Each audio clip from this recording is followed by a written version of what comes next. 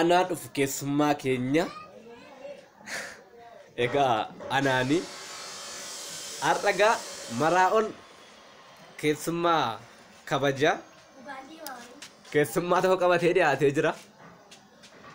Namoonni baay'een gaamma yeroo kana keessummaa akkamii fiduuf jira jettanii na eegaa jirtu dudduubaani. Firii tawaahidootu biratti keessummaa ni qabatee dhiyaate faarfataa Daaqoon Maraa'ol Waaqshum qabatee dhiyaatee jira. Maraa'ol gaa namoonni baay'een keessaan gaa yaada keessanitti ganaa nama biraa keessummaa bukkeen dhufaa jira jettanii keessummaa waliin dhufaa jira. Amma isaan dhufanitti waliin dubbanna jechuudha. Keessummaan keenya gaa akkuma isinitti hime faarfataa kanadha jechuudha. Maqaan isaa faarfataa Daaqoon Maraa'ol isaadhas jechuudha. Gabree Mikaa'el maqaa cuuphaadha. Kanadha. Maaliif keessummaa kana duwwaa qabattee dhiyaatte yaadni jedhu jira.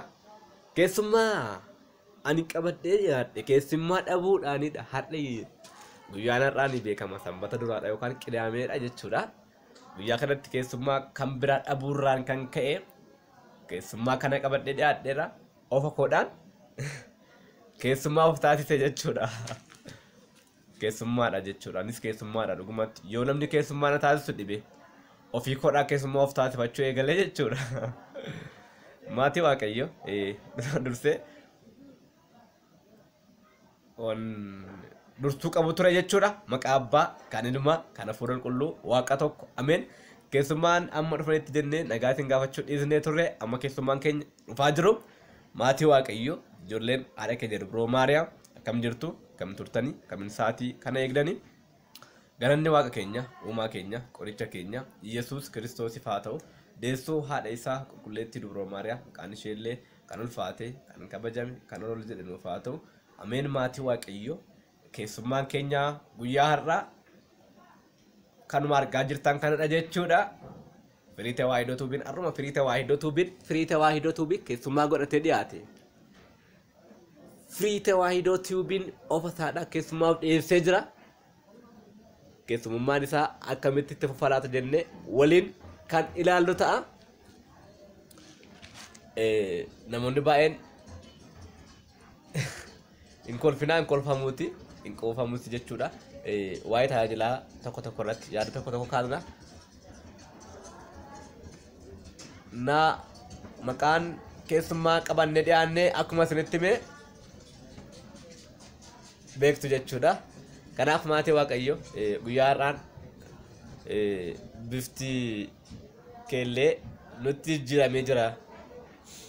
Namoonni baay'een naan jedhaa turan maaliif beektu jechuudha. Asirraati namoota baay'eetu baay'ee jaarsa taate naan jechaa turani yookaan hin dulloomte areenni kee maanni goda ga'e ni kan baay'ataawwiidhaa qomoosiidha naan jechaa turani. Har'a garuu akkas godheetan dhiyaadhee jira jechuudha. Maaliif akkas goote warra jedhaniif illee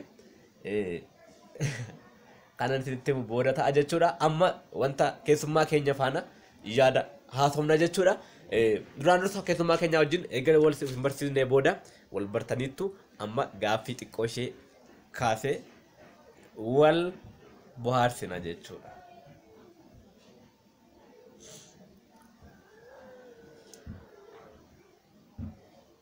Guyyaan har'aa guyyaatti keessummaan haaraa qabatanii dhiyaatanidha. Keessummaa qabannee dhiyaachuuf turre keessummaa argachuu hin dandeenyee fi har'aa faarfataa Daaqoon Maraa'oliin qabannee isiniif dhiyeessinee jirra. Amma anuma faana turtii gaariin jedha. Ani maqaan koo akkuma isinitti hime faarfataa Daaqoon Maraa'ol Waaqshum Baqqalaa Dafaa Ingaa haa ta'uti jedhama. Kanan jiraadhu godina Wallagga Bahaa aanaa Nunnuu Qumbaa magaalaa Nunnuu ganda duwwaa tokko keessan jiraadha. Kanan tajaajilu mana amantaa qulqulluu Mikaa'elii Baacuu jedhama yookaas Dabre Salaam jedhama. Kana fakkaata. Gara tajaajilaatti namoonni baay'een waa'ee tajaajilaa na gaafattu keessoodhaan waa'ee tajaajilaa kana isinitti kaasuuf xiqqoo yeroo natti barfate malee waa hedduu isiniif kaasa ture. Yeroo itti aanutti gaaffiidhaan koomentiidhaan yoo nuu laattan wanta ittiin nuu laattan sana immoo yeroo itti aanutti kutaa itti aanutti qabannee dhiyaanna jechuudha. Kana fakkaata. Lakki uffata tajaajilaa uffadhee waan hin baaneef dhiifama isiniin jecha. Namoonni tokko immoo maal jechaa jiru? Paasterii wayii fakkaatte paasterii fakkaatte jedhu dhugumatti fakkaadheera garuu jechuudha. Uffata uffachuuf haalli naaf hin mijanneef jechuudha sa'aatii kanatti. Kanaafuu maatii Waaqayyo hundumtiyyuu maatiin firii ta'aa iddoo tuubii na dhaabbadhaan jedha. Laayikiif sheer godha. Faarfannaa isinii faarfachuuf immoo hin qophoofne amma sa'aatii kanatti illee uffataanis wanta hundaan bakka mijataa wanta hin jirreefidha. Wanta isin bohaarsu jecha tokko fakkeenyaan isinitti meetanii nan cufa jechuudha sagantaa koo. Maal seetu maatii Waaqayyo? Namicha tokkotu wangeela barsiisa yeroo baay'ee hin barsiisa hin lallaba. Sabni biyya sanaa dhaga'uu didee hin lallaba. Yeroo kanatti namichi kun baay'ee aare. Waaqayyo fala tokko faleef. Yeroo inni fala tokko faluuf fala sanaan maal jedhaani? Dhaqiitii Waaqayyo dhufee as jira jedhiitii yeroo kanatti simachuudhaaf yommuu isaan ba'an agartaa jedhee. Yeroo kanatti namichi kun lallabee yegguu lallabu jala qabuu didanii garuu gaaf tokko guyyattiin hin geesse egaa. Waaqayyo namni tokko maal amana laalee Waaqayyo kunoo as jira Waaqayyo achi jira yeroo isin jettaniini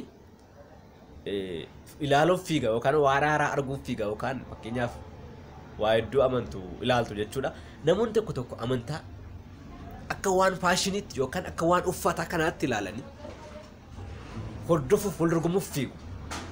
Wal dorgomuudhaan irratti ka'u amantaa ishee dhugaa irratti maaliif barbadeessuudhaaf garuu barbadaa'uu hin dandeessu. Kanaaf maalidha wangeelaatiin barsiisuuf osoo hin taane namichi kun maal ta'e wangeela yeroo inni barsiisutti jalaa qabuu didanii gaaf tokko Waaqayyo dhufee as jira ba'aatii simadhaa jedhe lallabe.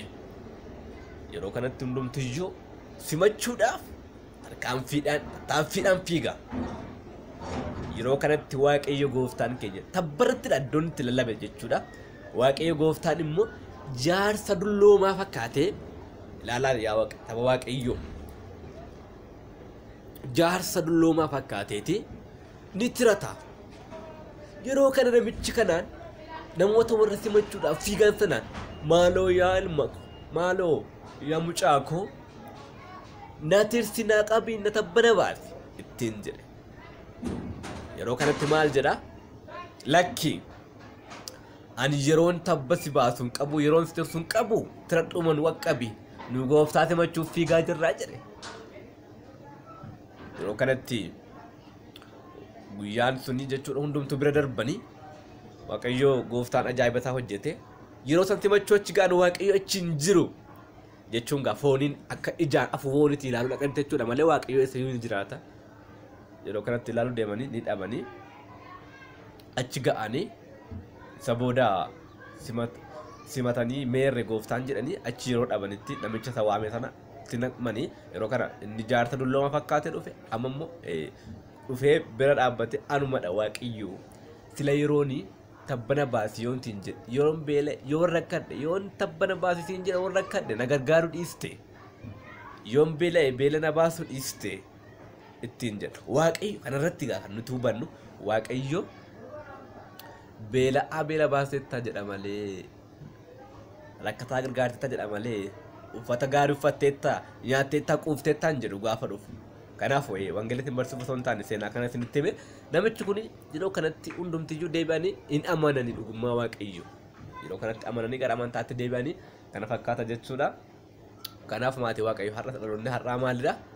Waan haaraa arguuf yookaan ilaaluuf fiiga malee dhugummaa isaa otoo addan baasin bowwaaqileetti ol naqaa jira. Amantaan kam akka taate osoo beeku wallaalee ofitti jaamsee bowwaaqileetti of naqaa jira.